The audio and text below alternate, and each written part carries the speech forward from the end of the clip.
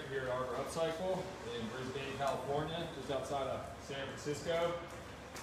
And for today's live event, we're just gonna kind of go through more of like the slabs that we have here.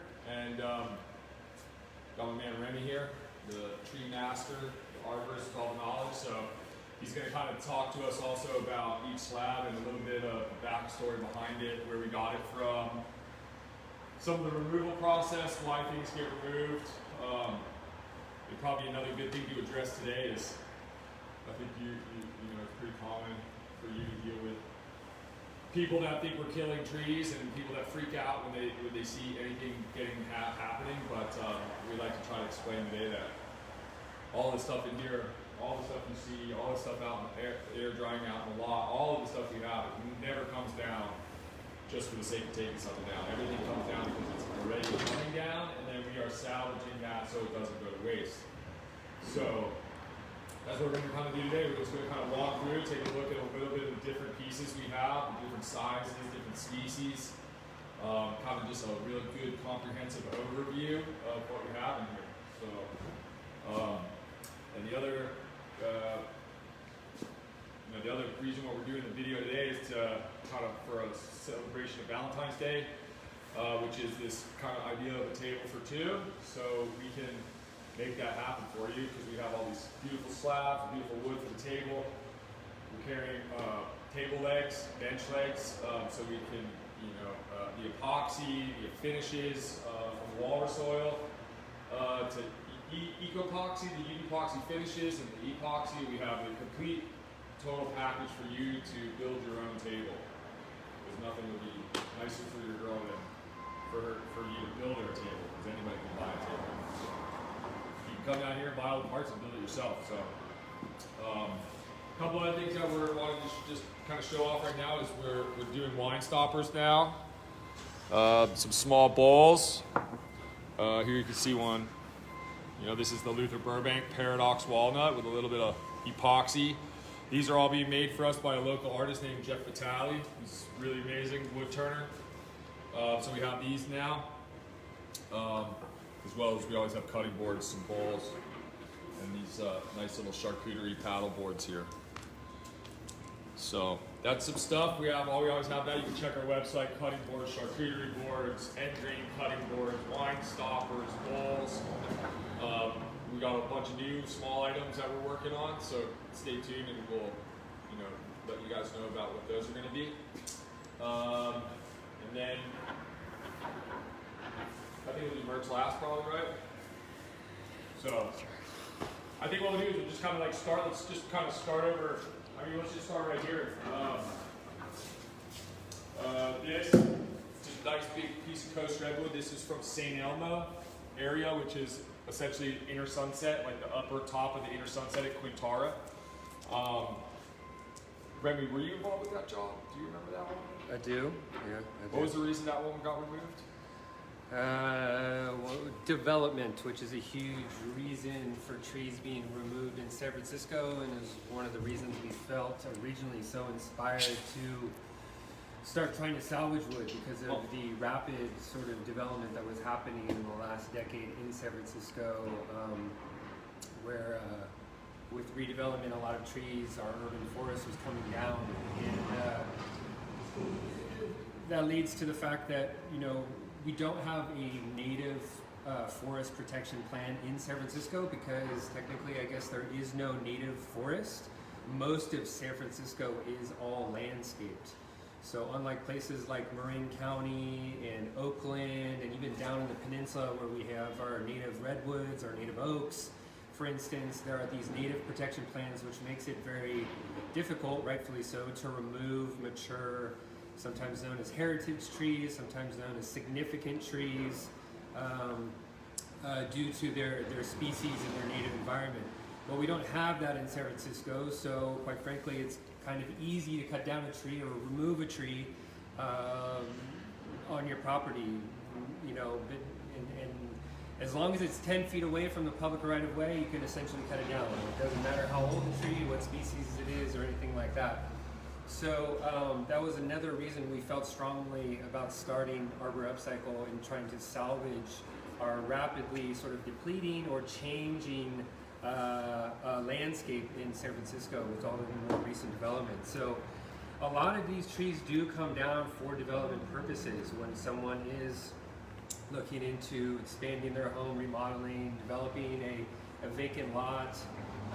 They have to, via building permits and so forth, they need to get these trees permitted for removal, and oftentimes that is a pretty easy process in San Francisco. But so that's where we play in. If we do bid on projects to, as arborists now, the parent company, to be involved in a tree removal, we always offer the option for salvage. So, which we feel, once again, very strongly about. So that's playing into that, you know, a lot of trees are also salvaged for the purpose of, well, storm damage, of course. Infrastructure, right? Anything? Yeah, in public safety, of course, in the urban environment.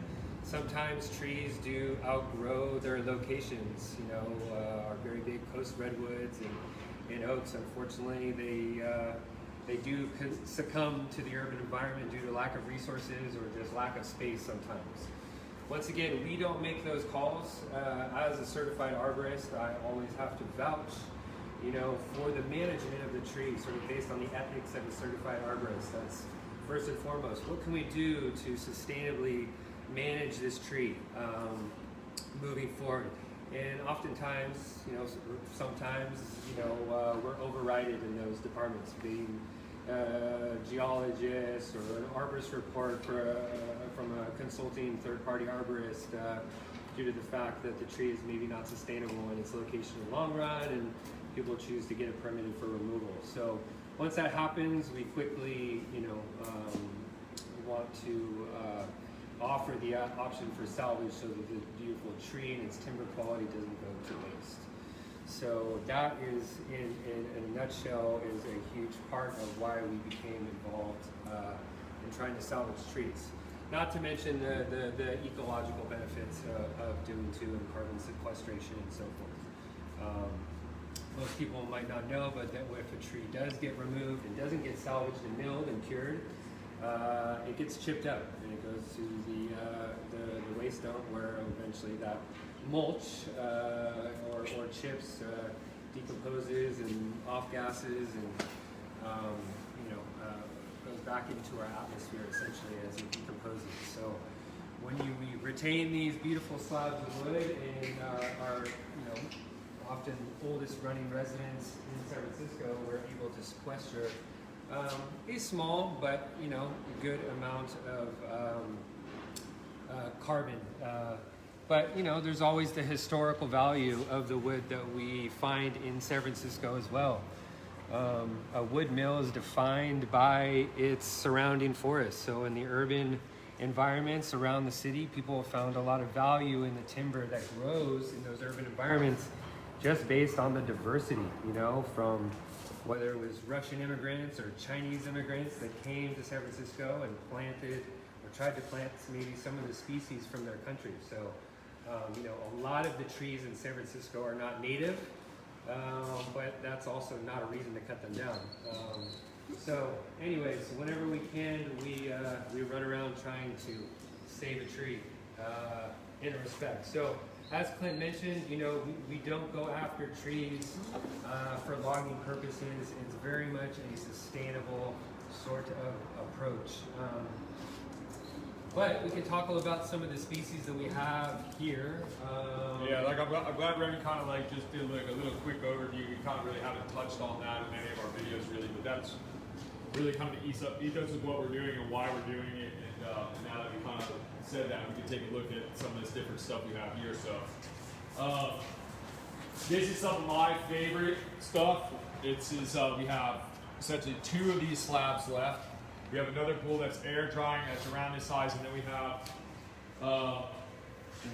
another pool here, which is the main trunk, and it's about 3 feet wide and 13 feet long. And this is London Plane, also known as sycamore, but this one's truly London Plane, not the California sycamore. But if you see here, this is what's called lace grain. It's something that you find in the London Plane and the sycamore.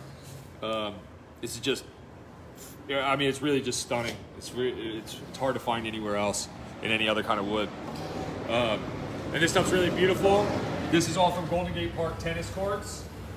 Along with, we have a bunch of American elm from the Golden Gate Park tennis courts too. So once again, that was a redevelopment project in Golden Gate Park, where we worked closely with Rec and Park to remove the trees as they redeveloped the tennis courts next to Hippie Hill, or known as Hippie Hill to most people, or Strawberry Hill maybe potentially.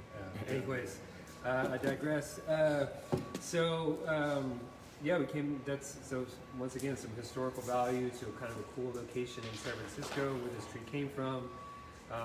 Known as London Plane, also called sycamore often by a lot of people. The genus is known as Platanus. So there's a lot of hybrids within that genus.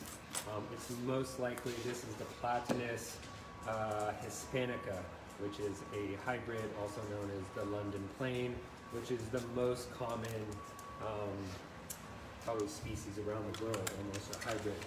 We have a couple American natives. I think the American sycamore and the California sycamore is but also different species than this one, but closely related. A little background on the species. Yeah, and those are just super beautiful. I mean, I think these things sit next to Hippie Hill for like 4 years. They've seen some things, so it's definitely a lot of wisdom and spirituality in that thing right there, probably. This is California black walnut or black walnut. This is from the Richmond, not the Richmond district in San Francisco, but Richmond, California, in the East Bay. We have 6 really nice size slabs. These are all 13 quarter, solid, nice, classic black walnut. Again, that's a big piece of redwood from St. Elmo. That whole bull's gone. That's just the very last one we have here. But we do have a bunch of fire-scarred Santa Rosa redwood over there. 4 slabs of that left. They're about 10 feet by 3 feet wide, 13 quarter as well. We have 2 more bulls of that air drying outside. Should have some more of that ready to go soon. And then we're gonna kind of come over here. This is a little area of like this super, super special stuff right here. You know, I've probably said it a few times. You guys, maybe if you've watched before, you're probably gonna get sick of hearing me say this, but I mean, you can't find this anywhere. If you can, call me up, let me know. I'll give you a big fat chunk of this for free if you can tell me where you can find this, because manzanita is just, I mean, Remy can tell you as an arborist, like the manzanita in a diameter that's this big is almost unheard of. It's a shrub, it's like this big. If it grows wildly enough, it can get this big. It turns into like a extremely hard stone. It's like basically burl. I have a connection to a guy that knows where a lot of this stuff is, this gold mine and this stuff, and he's lucky enough to allow me to take it and give it out and put it out in the world. So this stuff is extremely, extremely rare and extremely special. Which has been unearthed, I think, because of landslides. That's the redwood. That's the redwood, the slide on 84. This comes out of the Santa Cruz Mountains in the Gilroy area. I don't even know where it comes from. I was told I would have to be shot if he told me, so I'll just keep it like that and just keep having him bring it. And he can keep his little gold mine to himself, and as long as I keep getting these pieces. But this is all manzanita. It's extremely, extremely hard. It's all cut in cross sections of rounds because there's no other way to do it. You couldn't slab this stuff. But this stuff is absolutely spectacular. It's beautiful. It's bird's eye, swirls, burl, all that look inside the manzanita. So there's a bunch of this. It's on the website. You can take a look there. And then these are also coming from the same guy down in Santa Cruz, Pescadero. This is redwood burl. This is this came out of there was a slide, a mudslide on Highway 84 last year. And this redwood is a second generation.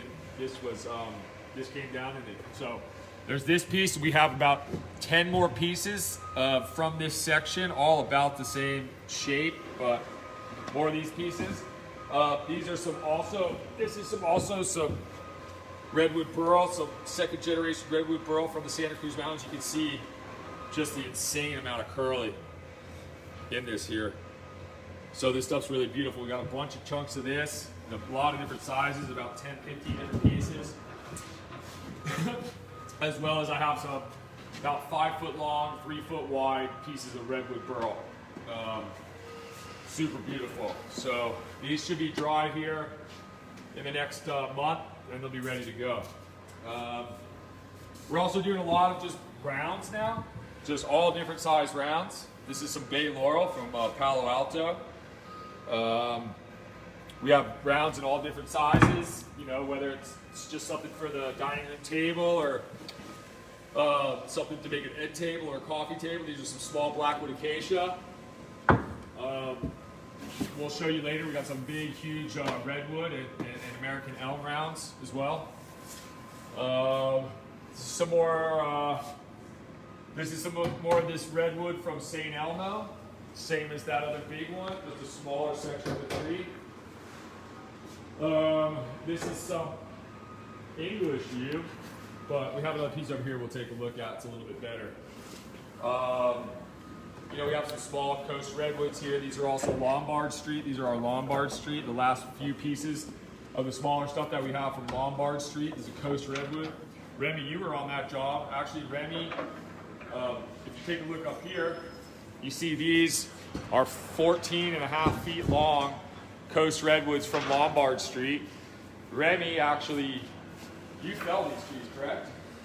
Along with the arborist now team. Yeah, and this is about 5 years ago. Remy ended up taking five 15-foot and 4 9-foot redwood tables for his wedding up in Sonoma. And so these are just beautiful pieces that actually have a little bit of history, just besides being these awesome Lombard Street redwoods. They were handcrafted by the man himself for his own wedding. So we have a few of these left. You know, these are also some beautiful ones too that are available. So, but back to this, I mean, this is probably, I would say, one of those special pieces we have in here. Not just a piece of this entire tree. This is the Luther Burbank Paradox Walnut from Sonoma Mountain. You know, I could tell you a little bit more about it, but I think it would be better for Remy to really tell you, because Remy was the one who got this job, who was on the estate, who worked the whole job, really close with the tree, and you know the whole history of Luther Burbank and the creation of this tree and how he is so integral to San Francisco. So it's called a paradox walnut, which was named by Luther Burbank, who's a famed American botanist who did a lot of hybridizations, created some of the more famous species of trees that we know now. The paradox walnut gets its name from a hybrid between a California black walnut and an English walnut. The goal was, English walnuts are kind of small trees, and California black walnuts are usually much larger in size. However, the California black walnut doesn't produce edible walnuts. The English walnut is the walnut you know that you eat on your tables or use in culinary purposes. So what Luther Burbank did here was hybrid those two species to create a massive English walnut. Well, the result was a massive looking English walnut that produced no walnuts. Hence the name, the paradox walnut. So people did recognize that, well, it does have a lot of still timber quality, but they didn't really plant it as much. The California black walnut on its own has a much more emphasized dominant or longer trunk, and is most of the black walnut that you'll see, generally speaking, on the market. There's a northern black walnut, there's a northern California black walnut, there's a southern California black walnut, often confused. Some of you know that as Claro, but paradox walnut, you know, similar, definitely equal, if not better, timber quality, but yeah, very dark wood. Yeah, I mean the cool stuff about this Paradox too is you really get what you find a lot less in the black walnut, which is this really silver sapwood. You'll get, like you can see over there on the black walnuts there, you get a lighter sapwood, but the English walnut's the one that has that silver sapwood. True. And then the Paradox really got that beautiful dark black walnut heartwood, but it retained a ton of this English walnut silverish, sapwood, which is really cool because once this is done and it's finished, normally you never see anything done with sapwood. It's always heartwood, the dark wood, right? But when you finish this, it has a really unique look that it's like this silver wood almost. So it's really pretty cool. And the other thing about the Paradox is as far as like the shapes of these pieces, there's nothing like the Paradox. I mean, this stuff, it just grows so wild and crazy that, I don't think there's very many straight pieces on the whole tree at all. Almost nothing. As some people know, the English walnut has a very kind of small trunk, whereas a black walnut will have a much larger trunk with branching that happens further up in the crown. So the Paradox walnut literally looks like an English walnut, just on a much larger scale. This tree was actually salvaged. A friend of ours put us onto it. It fell over and uprooted during a storm a few years ago. He was a vineyard manager in a vineyard, so we were able to salvage that tree from Sonoma Mountain in Sonoma Valley. And the story goes, allegedly, that possibly Luther Burbank or his students may have planted this, as there are a number of these species, or of this tree actually still standing and growing up there, that are definitely 100 plus years old, and they're including some other avocado hybrids and some strange trees. Anyways, a great salvage project there with a cool story. So history. Not only is it just a beautiful walnut, but it's a very unique walnut that most people don't have at all. And you'll see here that you're just getting this, what's called compression here. This will translate out here into a finished piece. It'll be really like an optical illusion. But this stuff's really beautiful, and the story behind it, I think, is unparalleled. I mean, with everything we have in here, this is probably the craziest story. This is some Monterey cypress. This is a little cut off, but it's a good example. We have a lot of cypress, a lot of big slabs of cypress, small slabs of cypress. Everything's on the rack now, but this is a great example here of what you see in the cypress, which is unbelievably beautiful figuring and curly. It's a very underappreciated wood. It's a softer hardwood or a harder softwood, but we really try to push it on people that really might not know too much about it, because it's really beautiful, and it's pretty much the most native thing we have here. Besides the coastal redwood, this comes from Monterey. Well, it comes from Monterey County. We have a lot of it in San Francisco. A lot of it was planted in Golden Gate Park and in the Presidio and around San Francisco close to 100 years ago. And a lot of that forest is starting to decline due to its age. Starting to fall apart a lot. They're already not a very sustainable tree sometimes in more high traffic urban areas due to the nature of them. If you see them in Point Lobos and in Monterey County, where they come from, when you don't see them pruned, they're usually a pretty gnarled mess out by the coast. But as Clint mentioned, it's a very underrated timber that not a lot of people like to use. If you want a pale, a nice kind of golden or pale or light colored table, this is definitely a good go-to. It is technically a conifer, so it is a soft wood. It's a little bit harder than redwood, which a lot of people, as much as they love redwood, is also a soft wood. Coast redwood is probably one of the softest woods you can get. So one of the reasons people seek hardwoods like a walnut is not only because of their dark color sometimes, but also the fact that you can't even push a nail into it. It's so dense and so hard. Unlike a Monterey cypress or a redwood, sometimes will mark up a little bit easier, but we have solutions for that. Yeah. Yep. So, and I believe this is Oh, this is Buena Vista. So this is Buena Vista Park on Haight Street. Which was another job we did for Rec and Park, where unfortunately some aging Monterey cypresses had to come down due to the fact that they were blowing out during storms and uprooting and things like that. So once again, another good salvage project out of our parks with Rec and Park in San Francisco. And we have cypress right now from McLaren Park, Buena Vista Park, and Coit Tower. Those are the three main locations we have a lot of cypress from right now. Moving on, this is, we have about 5-6 slabs of this size to a little bit bigger. Over here, this is Coast Live Oak from West Oakland. I mean, what do you say about oak? I mean, it's the super classic hardwood, you know? I mean, it's one of our also big native coastal trees, Coast Live Oak. Yep. So we don't always come across a lot of it because it is very much a protected species. Once again, not exactly in San Francisco, although we don't see a lot of these in San Francisco, but definitely in Oakland. There's a few in like Golden Gate Park here, surrounding a couple counties. around out by the beach, someplace. Oh, there's some gorgeous specimens in our parks in San Francisco.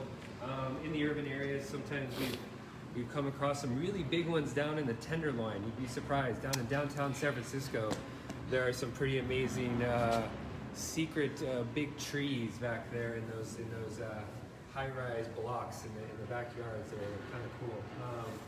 But beautiful tree. You guys see them everywhere. One of our natives here along the coast in the Bay Area and California. Yeah, so that's, we got some of this, we got, and then actually we had another pretty good size Coast Live Oak come in last week, and I believe that was also from Golden Gate Park tennis courts. There was American Elm, the London Plane, and that. So yeah, moving on, this is a Chinese elm. This, I mean, it's very similar to what you'd see in the American elm. You got the, this bird's eye, large, fat grain figuring. It's American elm. This? Yeah. I believe.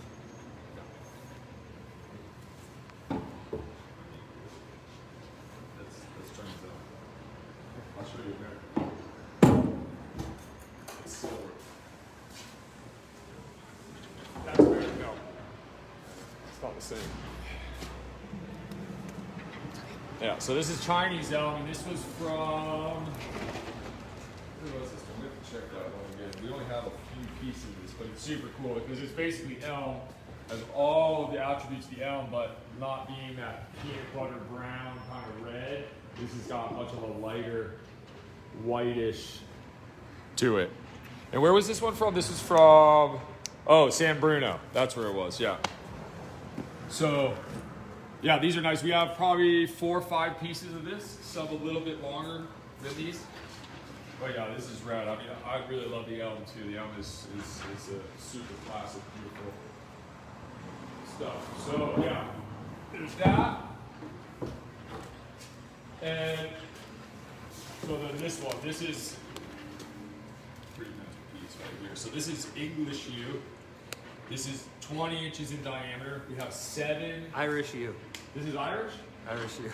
Yeah. I thought this was the English and the rounds of the Irish. Or is it all Irish now? It's all Irish. Is it? Alright. Stand corrected. The Irish yew, they're very, very similar. Like the two differences you can tell by the way the leaves grow. So like the ones grow up, the ones grow down, right? It's like the difference. I don't know. Anyway, same, pretty much the same, almost the same tree.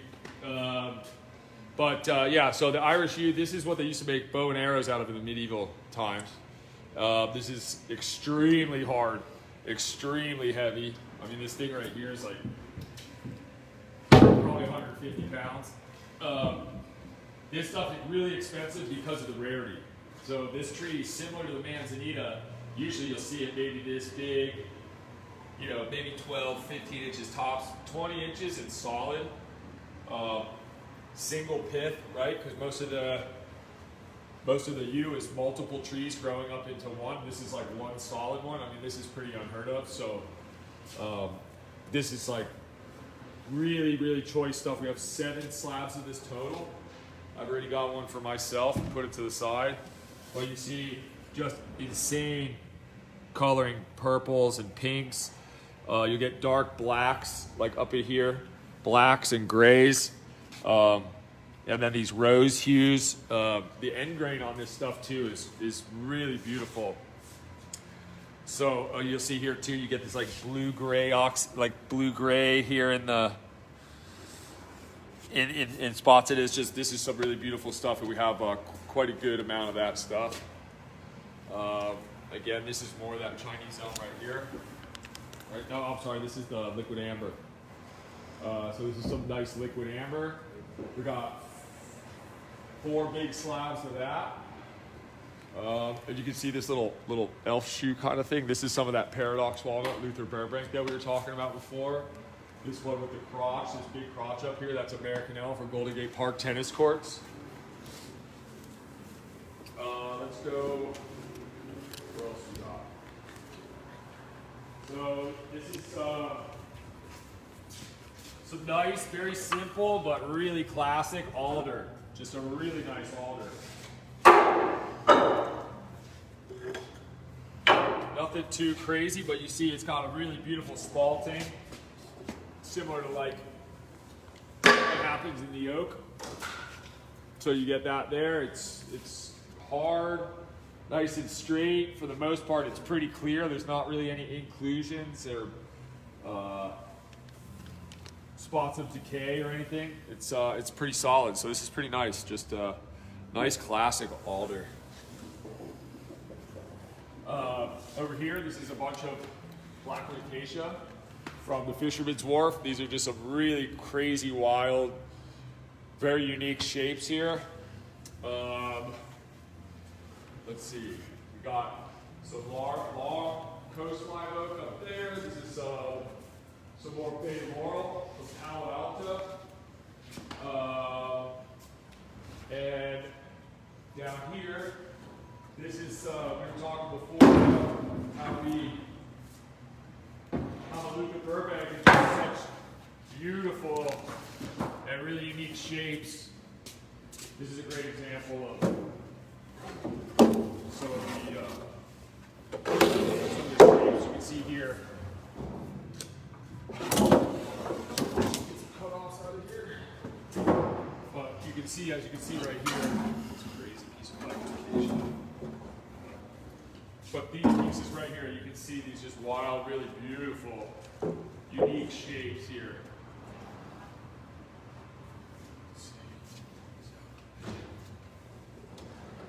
Yeah, so kind of get an idea here of like how these nice, big, fat Luther Burbanks. These are like built at 4 inches here. Just wild, crazy shapes. And I believe this is like half of the. This is right above the base of the trunk where it's starting to get a little thinner, but it's still pretty big. And they get bigger and bigger and bigger as they go down. So also, this is all Luther Burbank here. If anybody's into slabs that literally look exactly like the state of California, these ones right here. Beautiful, super cool, wild shapes. This over here is what we're calling the fire scarred Santa Rosa redwood and Remy. What fire was this from? The Santa Rosa fires? Tubbs fire. The Tubbs fire, right? I can't remember what the name of the fire was. I believe this is from Tubbs fire. Wine country. So you can definitely see here, you know, the redwood doing its thing. That big, beautiful, thick bark that keeps it nice and strong and insulates it from those massive forest fires. This stuff's still super beautiful, real clear. Well, not super clear, but pretty clear. Nice straight grain on the middle. Let's take a look at so this is a little bit more of this big pile. This is some more of this redwood, this curly redwood burl. Here, this is actually a willow tree. This is willow burl. You can see here, This is all going in the kiln here real shortly, so it'll all be ready to go here soon.